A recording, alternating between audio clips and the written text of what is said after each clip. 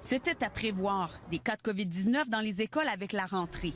Mais la rapidité avec laquelle s'installe le virus surprend tant le milieu. On s'attendait à ce qu'il y ait des foyers d'éclosion, mais pas si rapidement. Que les parents. En journée, en cas de virus, c'est pas de bon sens. À Laval, 2 écoles confirment de nouveaux cas. Ici, à l'école primaire Sainte-Marguerite, un élève a contracté la COVID-19 et c'est son groupe en entier qui est isolé de manière préventive. Ils me disent que oui, c'est un enfant de la maternelle qui a peut-être été en contact avec votre fille ou non. Il y a trop de doutes et ça me fait peur. Des parents s'inquiètent.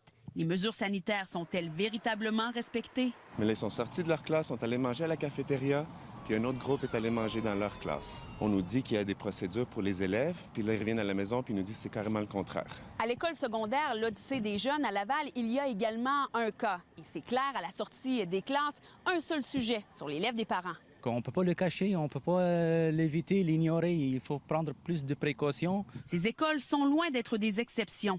À Québec, au moins 4 établissements sont touchés par le virus.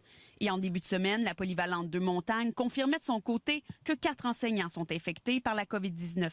La Fédération autonome de l'enseignement déplore la difficulté de faire respecter la distanciation physique chez les jeunes. Le concept de bulle classe, de bulle niveau, dans les faits, puis on a des images là, qui circulent, des vidéos aussi qui circulent sur les médias sociaux.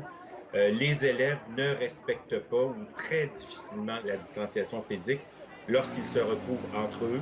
Si on voit qu'on doit retirer un élève ou retirer une classe, même à l'extrême, on ira avec une école, mais on va faire ce qu'il faut faire. Laissons-nous quelques jours pour voir.